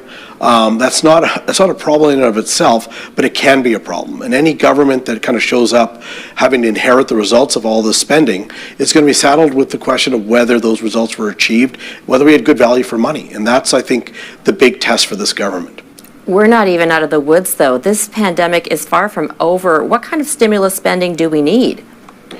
Well, I think the third wave in Ontario kind of illustrated that we're not out of the woods, and there really isn't going to be an economic recovery without a public health recovery. I think the budget wisely framed its first chapter saying about the pandemic, and actually you could see how much of the fiscal resources were actually consumed by continuing to support the response and the recovery. So that started to eat into the available room that the government could have used for some of its transformational initiatives, kind of limiting it to just a handful of signature measures. But we're not out of this, and I think the measures to support workers, retraining, small businesses are all going to be important to kind of ensure that the scarring of this recession are kind of overcome. And that scarring has been unevenly felt. There are people that have really been unaffected by this recession and continue to work from home and earn a paycheck, and there are others that haven't been working, and others that are finding that their skills are less relevant today. So the budget goes a long way to addressing some of that scarring and starts to set the tone for what the economy needs to do, or what the government and Canadians need to do for the post-pandemic economy. And before we're going to have this kind of glucose sugar surge of pent-up spending. It's going to boost the economy over the next year and a half. But after that, we risk kind of getting back to that longer-term stagnation that was characterized by 1.5% to 2% of annual growth. These measures introduced in the budget are designed to try to target that anemic growth and get us to kind of a bigger economy, a stronger economy, which should refill coffers of the federal government. But if they're not successful, then we're just going to have more deficit, more debt, and that's why the performance really matters. And what about the green economy? There was a lot of talk about that and concerns that it would alienate provinces like Alberta. Well, I think there's kind of a balanced approach here. While there's a carbon tax that's now kind of gotten the stamp of approval from the Supreme Court, we also see a number of initiatives in this budget that are helping to transition the economy towards kind of that net zero economy. So incentives for companies, carbon capture and storage, things that actually would appeal to people, just economic strategies in Alberta that are kind of gearing towards this kind of post-fossil fuel economy. And we are with fossil fuels for a while, so I don't think we should pretend that that age is over. But I think we're at the beginning of that pivot to a more diversified economy in Alberta, and there are measures here that would be supportive of such a strategy in Alberta. All right, Sahir Khan in Ottawa, thank you so much for your time. We're going to bring in Daryl Bricker now, the CEO of Ipsos. Daryl, you've been gauging the pulse of this nation, and there was talk of potentially a federal election. Where's that at now? Well, I don't think it's anywhere. It's going to be difficult for any of the major opposition parties to vote against this, especially the NDP. And as long as they have one party that's prepared to vote for what the government's proposing in its budget, then we don't have an election forced by the opposition. But how's this minority government going to hang on to power then? It's been 2 years since the election. Well, I think that what's going to happen is that this budget this budget is going to pass, and that we'll trundle our way through the rest of this pandemic until we get into the fall. And I think, for at least between now and I would say Labor Day, the likelihood that we're going to have an election is fairly remote. There's no real appetite, though, among Canadians, despite having those provincial elections across the country. Well, about half of us say that we want to have an election, but that half that says they... Well, here's what you have to understand, though, what he's talking about with the confidence, the vote in confidence there. Justin Trudeau can hold an election whenever he bloody well pleases, as long as he has one of his friends to vote along with him. And he absolutely does, as I was saying earlier. Either the Bloc is going to vote with him or the NDP, and that's what happens. The Liberals are just running around smashing things and ruining the economy and everything, and the Bloc votes with them or the NDP vote with them, and then the Conservatives just always say no. Doesn't matter what it is, just no. And then, so he can hold an election whenever he wants. He just has to have the people vote against him. So if he tells the NDP, hey, I secretly want to have an election, they're going to vote no, and then they're going to get the election. And I predicted this in January. This is what I said in January. Come April, come tax season, Justin Trudeau is going to be spending a bunch of money. He's going to be extending these benefit programs. There could be an implementation of universal basic income. He's going to forgive all of the fraudulent CRB claims, and then immediately afterwards he's going to trigger an election. That's what I said. And well, here we have the budget now. He's already come out and said he's going to be forgiving a lot of people that went on the CRB fraudulently, or they're not going to do investigations into it. And then the next step, maybe universal basic income, maybe not. I think they might trigger an election. It all depends on when in his schedule is his plan, because he wants to go to an election. He wants a majority government. Right now he's got a minority government. The question is, in his mind, in his perspective, Justin Trudeau's mind, when is the most beneficial time to trigger that election where you know that you would get the majority government? And I think it's after you're giving a bunch of people, shiny toys to play with and new gifts and stuff, and then you say, oh, by the way, there's an election next month, you should all vote for me. Particularly as we know that they're concerned about the deficit, then we're going to have to come up with a good reason for doing this, and that's something that the Minister of Finance, I think, is going to be challenged on. Daryl, what about the Green Recovery Plan and the risk to alienating provinces like Alberta? Well, it's not just the province of Alberta. There's a substantial constituency within the Canadian population that says, anything that we can do in order to recover the economy should be on the table. So, picking parts of the economy that you want to recover over other parts of the economy that you may not want to recover, if that's the message that's being sent, there are parts of the province, but also parts of the country and specific provinces, but, parts of the population more generally that might find that a little bit difficult to deal with. So again, communications issue here. We've seen the announcement. Let's see what the government decides to roll out in terms of its post-budget communications and how it's prepared to answer those questions. There's been a lot of criticism towards Justin Trudeau and the rollout of the vaccine, the way the economy has been going with this pandemic. But there's also criticism that he's also acting like has a majority government. What do you think about that? He's certainly acting like it. Well, honestly, he pretty much does. I mean, if he can get one of the opposition parties to vote for him on just about anything that he proposes, then he's operating pretty much like a majority government. Yes, there's some things that they have to deal with in terms of committee and some other issues, but overall, what is the thing that the government has proposed that they haven't been able to follow through on if it was, a piece of legislation over the space of the last year and a bit since they were reelected? And the answer is nothing. Everything that they proposed is passed. Daryl, always so great to chat with you. We're going to go back to Krista Freeland now and listen in on her budget. 100,000 Canadians out of poverty and will expand by 1 million people, the Canadians we support. I think that is great for Canadian workers. I think that's something my mother, were she still alive, would support too. I'm afraid that's all the time we have for now. The Honourable Member for Abbotsford. Well, thank you, Mr. Speaker. These are unprecedented times, and today we have the biggest spending budget in Canadian history. But this budget comes far too late. It is this federal government's first budget in well over 2 years. And there you have it, the first budget in 2 years, and Chrystia Freeland's first budget as finance minister. That's all the time we have now for Budget 2021. Be sure to watch Global National tonight for the latest. I'm Robin. Anything else going on with the House of Commons? Let's see if CBC is still live streaming. Yeah, no, they're right. This is the longest time in Canadian history that a government has taken to produce a budget, was the first to bring in a program of this nature. And of course, I understand that Quebec will receive response to it. Let's see if we can get live within the House of Commons. League of Legends has gone mobile, and with it, our ability to fight grand battles against monsters and champions. Financial consequences of this pandemic, including a clear fiscal anchor that I mentioned earlier.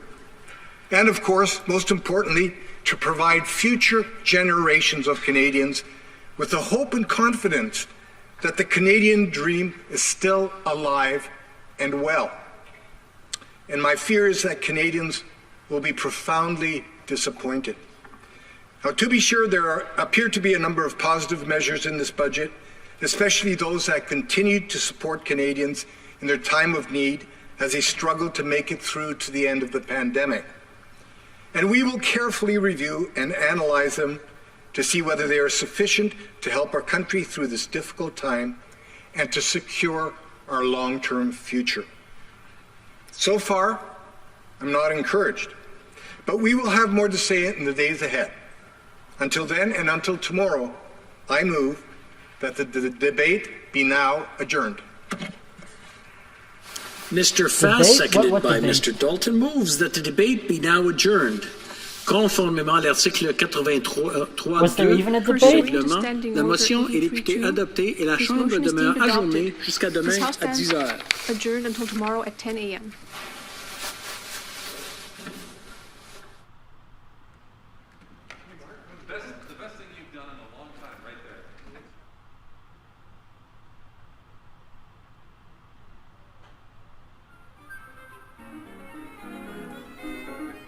All right, I guess that is it then for the budget. I wonder if CBC is...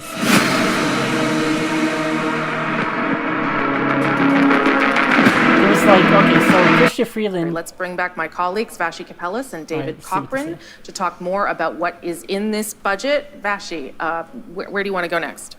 Well, I was just listening to the Bloc leader, very curious to hear how all opposition parties are kind of positioning themselves, just because in the lead up to this budget, you know, none of them, particularly the Bloc and the NDP, well, the NDP was explicit, but the Bloc didn't seem as though there was a huge appetite to oppose it. So kind of listening to them to hear if there are certain things in there that are particularly egregious. The Bloc leader talking about some of the money that would be transferred, it sounded like in lieu of childcare, and David might know more of the details on this, in lieu of the childcare program, since this one is essentially going to be on a countrywide basis modeled after the program that's already in effect in Quebec, and how there shouldn't be strings attached to that. No, and they then keep also talking about highlighting, the for example, some money. and then they showed it earlier. If you're just tuning into the stream, they had a statistic on the screen earlier that was showing that childcare per child in Toronto can cost as much as $73 per day, and they want to bring it down to 10. But then they also interviewed another couple that said, oh, you know, their child's been on a waiting list, and they're on several different waiting lists.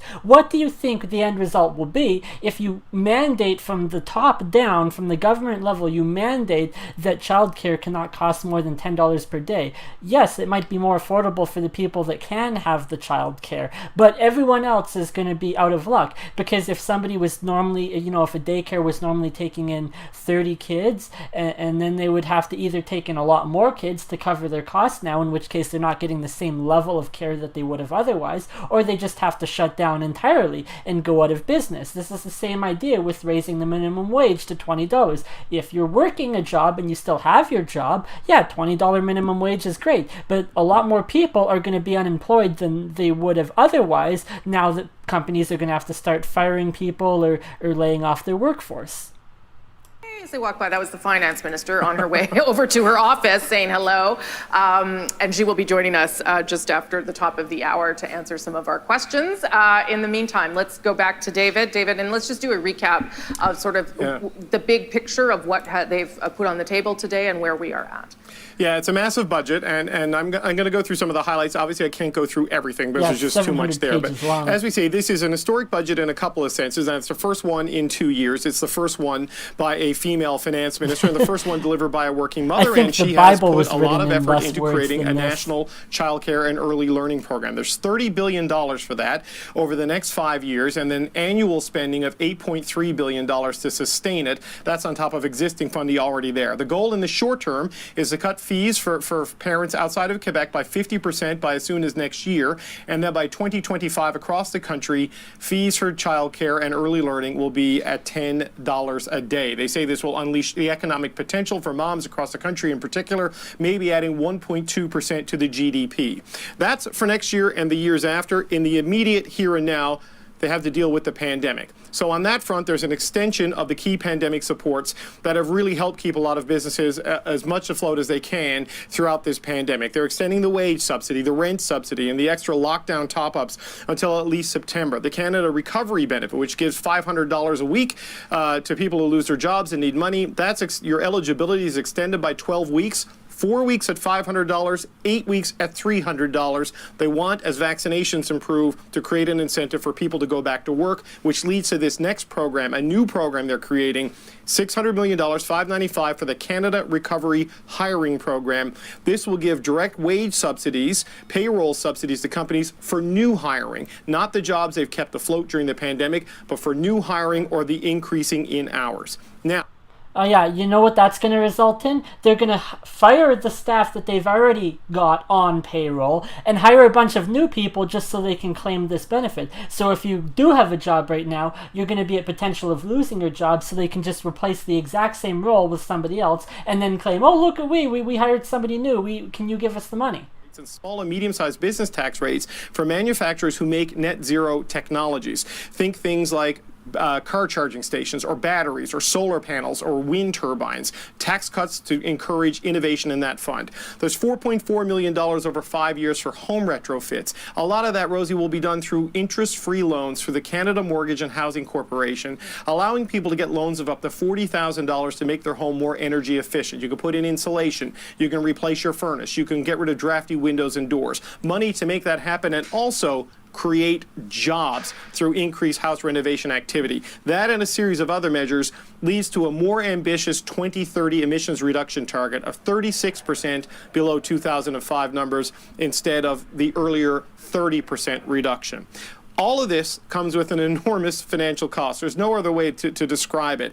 The deficit for the year just ended, the 2020-2021 fiscal year, which was hopefully the worst year we're going to face, deficit of $354 Oh, you think we're at the end? Oh, we're not. We're just getting started, my friend. This year. Then you can see as the pandemic support programs start to wind down and economic activity returns to normal, the deficits tick all the way down to about $31 billion by 2025-26. That's the kind of number we were talking about before anyone would ever heard of COVID-19. There is no normal. It's only the new normal. Obviously, the plan, the fiscal track has been thrown off by all of this. The debt of the country from before the pandemic to that target date will double to about $1.4 trillion. But the argument from the government is that all of that spending, all of that debt, all of it is necessary because of the toll on some of the more disadvantaged members of Canadian society. We've seen childcare primarily targeting women who lost their jobs. We're seeing a long-demanded commitment from people like the NDP for a 15-hour federal minimum wage, or if your provincial minimum wage is higher, that one will stand. That's also going to be indexed to the cost of living, and that should mean a pay increase for about 26,000 people. There's $8.9 billion over 6 years to expand the Canada Workers' Benefit. That is a tax credit, tax rebate for low-income working individuals and low-income working families. Is about $1,400 for a childless individual, $2,400 for a family. The government says that will lift about 100,000 Canadians out of poverty. And then a promise for seniors that has been long overdue. A 10% increase in old age security coming into force next year with a $500 one-time payment this year to sort of bridge towards that more permanent increase. Rosie, there's also billions here for training programs for youth in terms of interest deferral and grants for students. There's money for Indigenous Canadians, for small businesses. There is a lot of money here that checks a lot of boxes because, it's the first budget since the last election. It's the last one before the likely next election. So don't think that didn't play a role in the creation of this financial program. For sure. Couple of things there. I would just remind Canadians that there is a climate change summit hosted by President Biden later this week, and we knew that the government wanted to come up with some big numbers. So that 30 rising the target up to 36% rather than 30% is significant. It also then, of course, puts puts Aaron O'Toole, who's promised to get to a reduction of 30% himself, puts some pressure on him to look at whether that climate change plan is ambitious enough, I suppose. There's also some things that are perhaps not in the budget, David, and I wonder if you want to mention a couple of those. Yeah, two big things right off the bat, and one of these the New Democrats will definitely jump on. There's nothing here for Pharmacare. They want to continue momentum on Pharmacare. This was a sort of a surprise insertion in the 2019 budget. It was a central part, or not a central part, but a pretty big part of the Liberals' election campaign last time. There's nothing for that in this budget. Now, a lot of the new spending that's in here, they're framing up as an economic investment. Childcare is expensive, but it unleashes economic potential. Pharmacare, you talk to government officials over the past year, that becomes a straight entitlement. There's no necessarily economic boost coming from moving people off, say, a private sector drug plan to a public sector drug plan. And there's also really inconsistent buy-in on this across the country. So no movement there. I would expect Jagmeet Singh will criticize him for this quite significantly. The other thing not there, health transfers. The premiers want $28 billion extra a year every year. That is not there. There is $3 billion over 5 years for long-term care to improve standards there.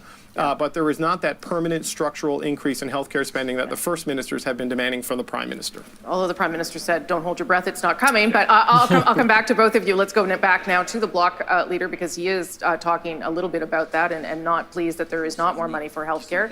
The leader of the Bloc Québécois, Yves-François Blanchet. We're talking about sectors such as aeronautics, pharmaceuticals, electrification of transportation. These are Quebec specialties. These are flagship industries there. So if we're talking about key sectors in Quebec, we don't want to see them being shifted to Ontario. Now, there could end up being an imbalance, and that's why it's not a matter of whether it's too much or not enough. It depends on how it's going to be spent, where it's going to be spent, but obviously Canada's ability to deal with that debt over the long term is quite clear. Hi, David Thurton, CBC News. Bonsoir, Monsieur Blanchet. So can you just tell us, what position are you taking? Is this something that you can support? Is this something that you're prepared to vote against? There are things in that budget which can only please to a listener from Quebec. Because when we speak about pharmaceutics, or when we speak about aeronautics, or when we speak about electrification of transportation, or forests, those are sectors of the economy which are very important in Quebec, in which we are very innovative and have been for a long time.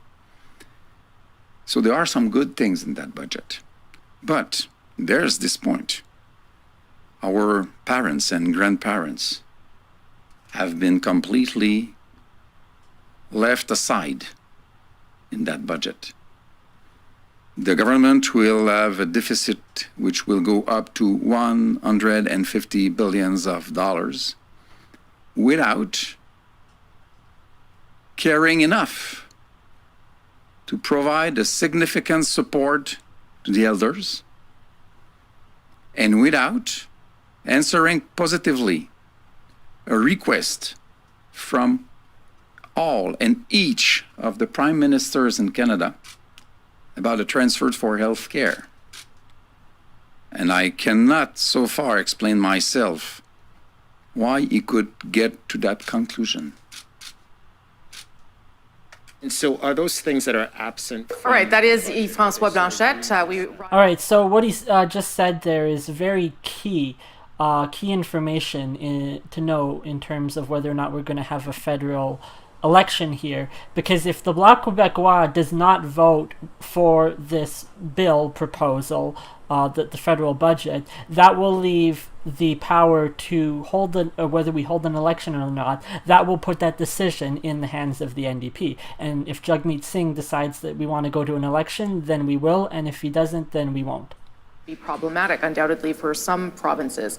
All right, as we dig more into this pandemic budget, a budget that seeks to not only get you through the crisis, this third wave that many of you are experiencing, but also to try and support you on the other side of it. We asked some of you, what's something's on your mind? What's something you're going to be looking for today? Here's another look. Hi, this is Chief Eric Redhead, Shamattawa First Nation in northern Manitoba.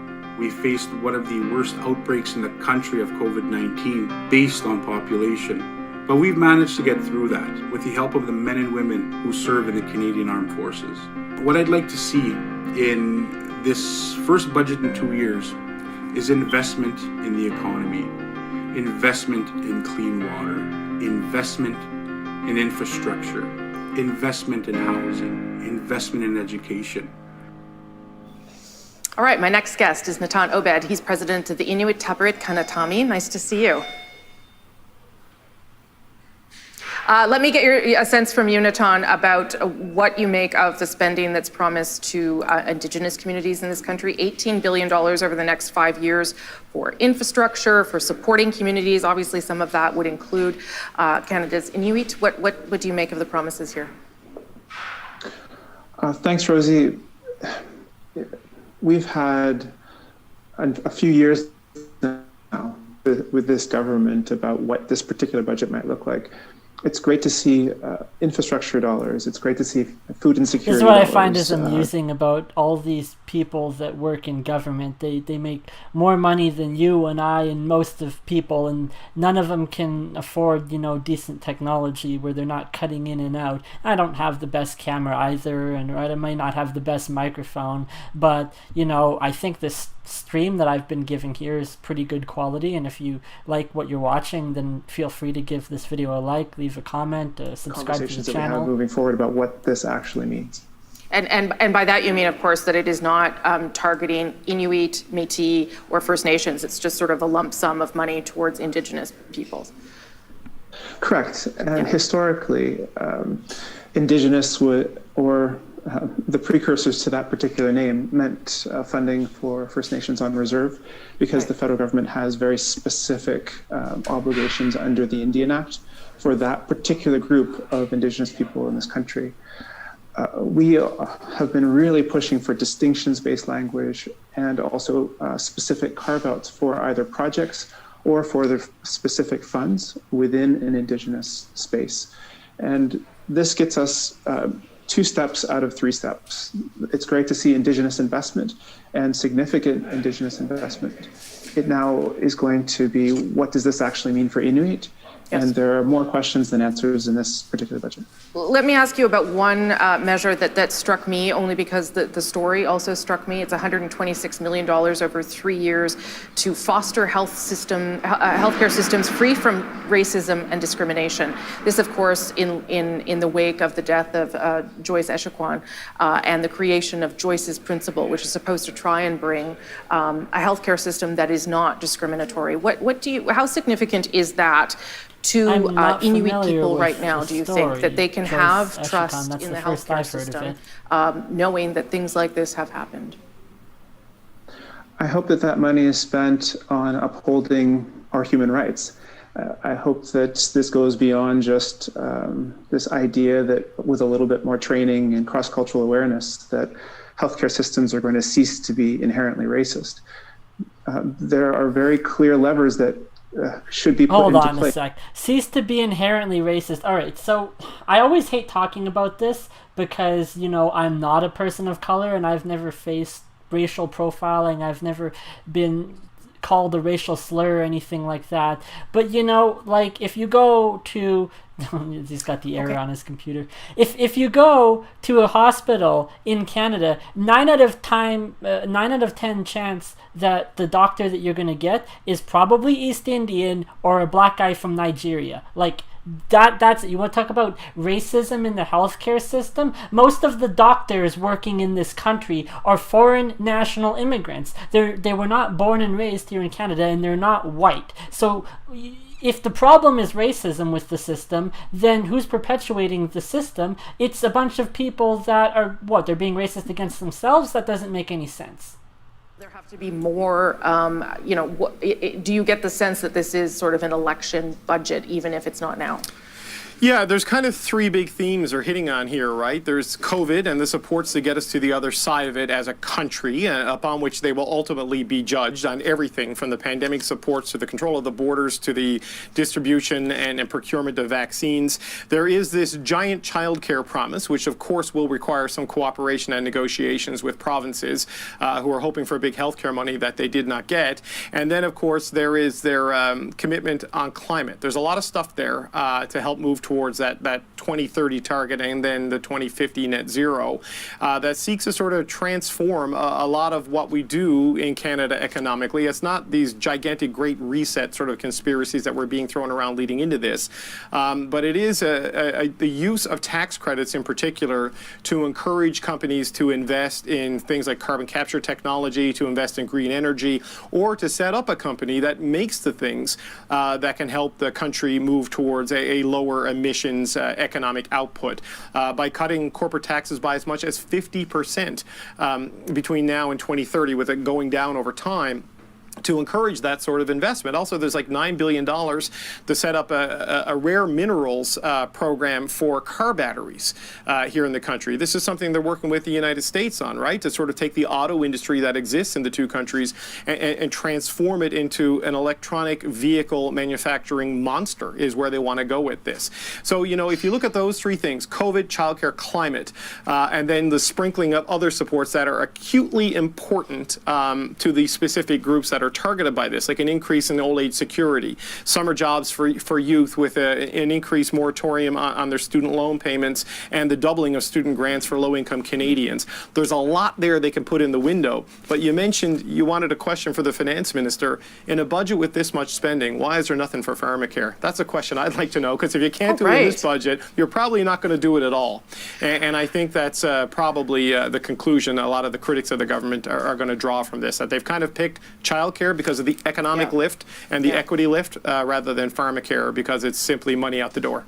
Okay, David Cochrane, thank you for that. Appreciate it, listening in. My next guest, the Minister of Finance, Chrystia Freeland, here we go. who joins Response safely from probably her office now. Hi, Minister Freeland, nice of you to make the time. Hi, Rosie, nice to see you. I know David wants me to ask about Pharmacare, but I'm going to start somewhere. I misread that wrong at first. I thought it said one-on-one witch, Chrystia Freeland. She is a witch, but I misread that. And $101 billion over the next 3 years? Yes, I can, Rosie. And let me start by saying we are 460,000 jobs short of where we need to be to just return to the pre-pandemic employment levels. Which was already That is a lot of jobs. It's nearly the gap that we got to at the depth of the 2009 recession. And for me, getting Canadians back to work is urgent. I don't want people to have to wait 10 years, which is how long it took for us to return after 2009 to the labor force participation levels We're just going to have a recession every 10 years. So my first and most important answer is Canadians need jobs. They need to get back to work. This budget is going to do that. You talk a lot about the 2009, the recovery in 2009, and how the world has to learn lessons from what happened after that, and in relation to stimulus. What happened in 2009 that you are trying to avoid here? What is it that you're trying to get away from in terms of the recovery? Two things. The recovery was too slow around the world, in the rich countries around the world. And people pulled back support too soon. And I have to say, conversations that I had, I guess it was 2 weeks ago now, at the World Bank IMF spring meetings with people like Janet Yellen, the U.S. Secretary of the Treasury, with Olaf Scholz, the German finance minister, really reinforced my conviction that the world did not respond fast enough and hard enough to the 2009 recession. We let economic hardship fester, and that had not only terrible economic consequences, leading, to subpar economic performance, it had really devastating social and, in many countries, political consequences. I'll ask you a couple more questions. One on childcare, if I can. You want to set this up with the provinces. You've got a bit of time to do that. But as you well know, this is a promise Liberals have made before and let down Canadians by not getting there. So how do you get provinces on board? How do you negotiate with them? I imagine bankrolling all of the program will help. Yeah, two things, Rosie. First of all, we understand this costs a lot of money. And so that's why we are putting real money on the table. $30 billion over 5 years. And then, we have been careful about the new permanent spending we're committing to, right, but we are committing to permanent spending on early learning and childcare. I think that's something that the provinces and territories would quite rightly expect.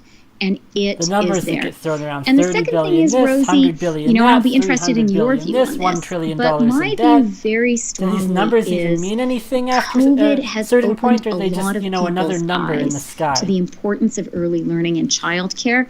And people have seen, we've seen the reality that when you do not have childcare available, women drop out of the labor force. That's what has happened in this COVID year.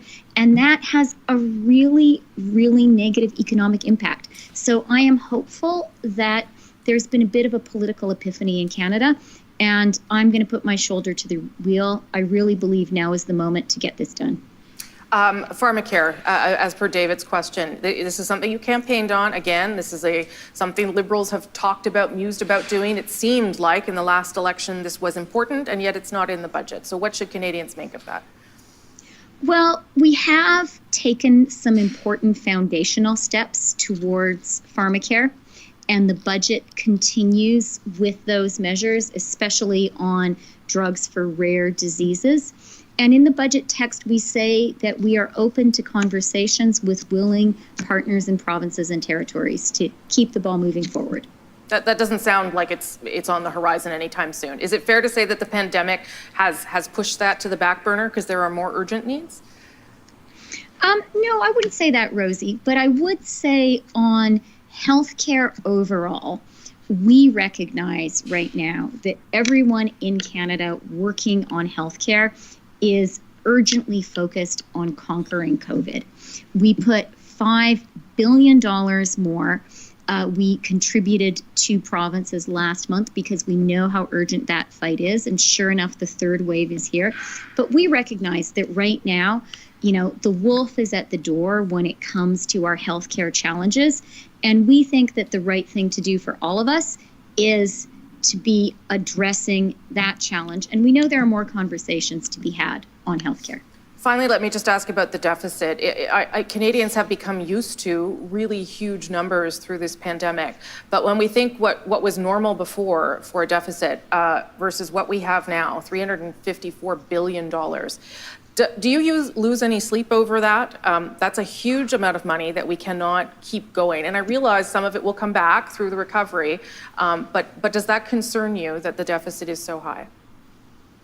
Rosie, I lose sleep over every aspect of the I don't budget think you and lose the sleep Canadian over anything, economy. woman. While we were putting this together, I had a little notepad beside my bed so I could wake up in the middle of the night and write down new worries.